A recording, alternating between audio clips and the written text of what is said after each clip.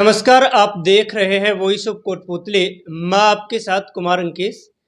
आज हमारे स्टूडियो में बेहद खास मेहमान मौजूद है।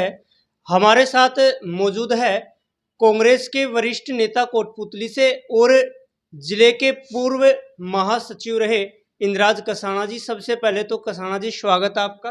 धन्यवाद जी आपका। लोकसभा चुनाव को लेकर इनसे वार्तालाप करते हैं। इसी कड़ी में कसाना जी, पहली प्रतिक्रिया आपकी चाहेंगे कि ठीक लोकसभा चुनाव से पहले कोटपुतली कांग्रेस में बड़ा उलटफेर हुआ। आपके पूर्व मंत्री ने भाजपा का थामन थाम लिया, बदले में एक पूर्व संसदीय सचिव और 2 विधानसभा प्रत्याशियों ने कांग्रेस में वापसी की। इस पर आप क्या कहना चाहेंगे? देखो जी, सबसे पहले मैं आपको धन्यवाद देना चाहता हूँ। वॉइस ऑफ कोटपुतली चैनल के द्वारा आपने जनता जनार्दन को हमेशा जागृत किया है और हर घर में आपके समाचार भेजे हैं। इसलिए आप और आपकी टीम को हमारी तरफ से बहुत बहुत बधाई हो, धन्यवाद हो, आभार हो तथा हमारी शुभकामनाएं आपके चैनल के साथ हमेशा बनी रहेगी। रही बात यह है, देखो चुनाव आते जाते रहते हैं, पार्टियां बनती बिगड़ती रहती है, लेकिन सबसे पहले मानवता के नाते, इंसानियत के नाते, नैतिकता के नाते हम सब में एकता बरकरार रहे, आपस में विश्वास रहे, आपस में लगन रहे और दूरियां घटती रहे, निकटता बढ़ती रहे। सबसे पहले आपको धन्यवाद देता हूँ। रही बात है, आपने शुरुआत की थी कि कोटपुतली से पूर्व मंत्री जी सामान्य राजेंद्र जी यादव, ठीक है, उन्होंने लगातार 10 साल चुनाव जीते, पहला चुनाव हारा, उनको हिम्मत की दावत देता हूँ। लेकिन आज अगर राजेंद्र जी यादव साहब से कोई ये पूछे कि आपने कांग्रेस छोड़ने का राज क्या है, तो मेरा मन कहता है राजेंद्र जी के पास इसका कोई जवाब नहीं है, क्योंकि वो तो विरोधी कह रहे हैं कि ईडी के डर से भागे। तो इसमें ईडी के डर से भागे, ईडी को भारतीय जनता पार्टी ने खिलौना समझ लिया, ऐसा खिलौना समझ लिया, हर आदमी को फोर्स करके ईडी को उसकी धमकाते। लो ईडी, अगर ईडी की तरफ से भागे, चलो मानते हैं भाई ईडी से भागे, अगर मैं सच्चा हूं, ईमानदार हूं, तो ईडी मेरा क्या बिगाड़ेगी? अगर सच्चा हूं तो क्या करेगी ईडी? वो तो सिर्फ ईडी दिखाने का अर्थ है, इसका तो कमी है। देखो, जब कहते हैं ना आग लगती है ना, आग लगने से पहले धुआं उठती है, तो कुछ ना कुछ कमी तो थी, इसलिए उनको जाना पड़ा।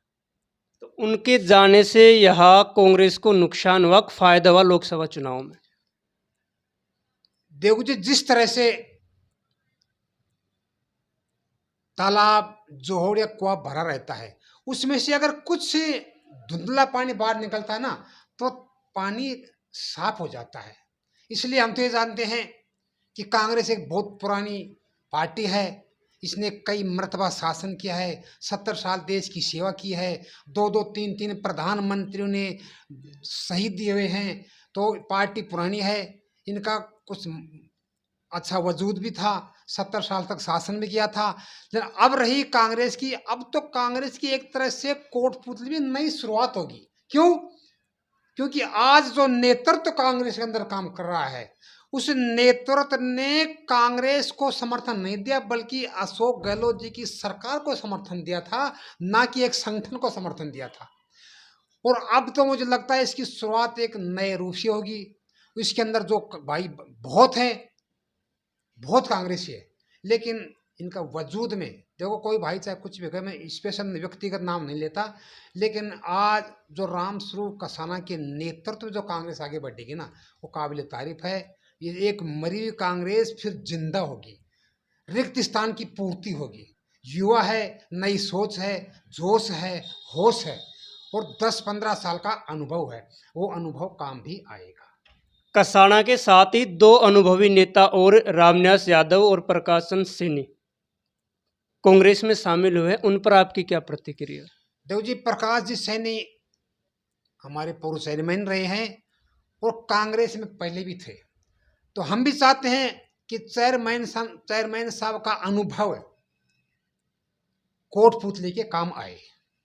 भाई रामनिवास जी हैं, जनता दल यूनाइटेड से लड़े, पहली बार चुनाव लड़े, 28,000 वोट लिए, अच्छा वजूद था, लेकिन इस विधानसभा क्षेत्र के टुकड़े होने की वजह से उनका जो खुद का स्थानीय क्षेत्र था वो क्षेत्र बैराठ में चला गया। फिर भी मैं उनको दावत देता हूँ उनकी हिम्मत को कि चुनाव हारने के बाद भी वो जनता के बीच में मौजूद रहते हैं। तो देश में इस बार क्या देखते हैं? भाजपा 400 पार का नारा लगा रही है। कांग्रेस और तमाम विपक्षी दल ये दावा कर रहे हैं कि परिणाम चौंकाने वाले आएंगे। अगर हम प्रदेश की बात करें तो प्रदेश की 25 सीटें पिछले दो चुनाव में कांग्रेस को 0 सीट प्राप्त हुई और भाजपा के खाते में 25 की 25 सीटें रही है। इस बार क्या कांग्रेस खाता खोल पाएगी? देव जी मानते कि पिछली बार लगातार 2 बार 25-25 सीटें दी हैं, लेकिन एक बार कांग्रेस ने भी 25 की 25 सीटें 1992 में ली थी। तो चलता रहता है, आते रहते हैं। लेकिन अब की बार एक बात हो, जब देश का प्रधानमंत्री जहां जहां राजस्थान में सभा की, जहां जहां मीटिंग हुई, उन्होंने एक निकलवाई थी यहाँ से कि कमजोर सीट कहाँ से है, और जहां से कमजोर सीट है ना वहां से सम्माननीय प्रधानमंत्री जी ने मीटिंग करके गए थे। इसका संदेश जाता है कि यहाँ से भारतीय जनता पार्टी कमजोर स्थिति में है, और जहां कमजोर स्थिति है ना वहां मोदी जी ने मीटिंग की थी। इसलिए मैं ये कहना चाहता हूं कि यहाँ कांग्रेस भारी पड़ रही है। दूसरी बात यह है कि सम्मान्य, देखो मैं अब शब्द नहीं बोलता हूँ, मेरे लिए सभी सम्मान्य हैं। ये लड़ाई अनुभव की है और यूथ की है।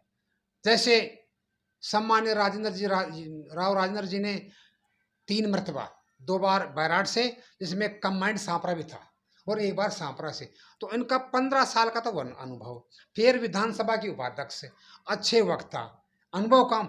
और मैं तो मानता हूँ चोपड़ा साहब को कि आपने पहली बार चुनाव लड़ करके दिखा दिया कि मजबूर होकर के प्रधानमंत्री जी को यहाँ मीटिंग करनी पड़ गई। इसका मतलब कुछ वजूद है, कुछ ताकत है, कुछ हिम्मत है, और उनकी हिम्मत की मैं दावत देता हूँ। 2009 में भी राव राजेंद्र सिंह चुनाव लड़े और उन्हें उस समय कांग्रेस में, आज जो भाजपा में है, लालचंद कटारिया ने चुनाव हराया। लेकिन अब लालचंद कटारिया भी इन चुनाव में उनके साथ हैं। आपके पूर्व मंत्री राजेंद्र सिंह यादव भी इन चुनाव में उनके साथ हैं। और विधानसभा चुनाव में अगर 8 विधानसभा क्षेत्रों की बात करें तो वहां भी कांग्रेस कहीं ना कहीं पिछड़ती हुई नजर आ रही थी। तो अब आप कैसे दावा कर रहे हैं कि भाजपा यहां कमजोर है? देखो जी, कुछ वोट ओपन है, कुछ वोट साइलेंट है, और जितने साइलेंट वोट है ना वो वोट यूथ के साइलेंट ज्यादा है। और आज देश युवा होता जा रहा है, आज सोच युवा होती जा रही है। और आज पहले लोग बुजुर्गों की मान लिया करते थे ना, सीधे युवा क्या कहते हैं, रहने दे तो बुढ़ा आदमी है, आज नहीं सोच सकते। तो युवाओं में जोश है, युवाओं में होश है, और युवा जो कर रहे हैं ना वो आज लगभग किसी धर्म की बात नहीं करता, मैं किसी समाज की बात नहीं करता, किसी जाति की बात नहीं करता, लेकिन आज चोपड़ा के साथ 60% युवा साथ है। और युवा जिधर जाता है ना, जवान और किसान जहां जाएगा ना वहां जिंदाबाद होगी। जयपुर ग्रामीण में लगातार 10 सालों तक भाजपा के राज्यवर्धन सिंह राठौड़ सांसद रहे, लेकिन क्या कांग्रेस के उनके विरोध में कोई प्रत्याशी थे जिन्होंने 10 साल रहकर यहाँ मेहनत की और जनता के मुद्दों को पुरजोर तरीके से उठाया और विपक्ष की भूमिका निभाई हो? देखो जी, इसमें क्या है, सबसे पहले तो इनके सामने किया था सम्माननीय सीपी जोशी जी को। फिर सीपी जोशी जी का ज्यादातर ध्यान था भीलवाड़ा साइड, क्यों, उनकी भीलवाड़ा साइड एक परंपरागत सीट है, विधानसभा के अध्यक्ष भी रहे हैं। और ये तय था कि अब की बार फिर राठौड़ साहब आ गए, लगातार हो गए, तो लगातार होने से उस क्षेत्र में जिम्मेदारी बढ़ जाती है कि मुझे तो यहाँ चुनाव लड़ना है, तो जिम्मेदार हो जाता है। और कांग्रेस में पक्की नहीं थी कि अगली सीट कौन लड़ेगा, अगला टिकट किसको मिलेगा।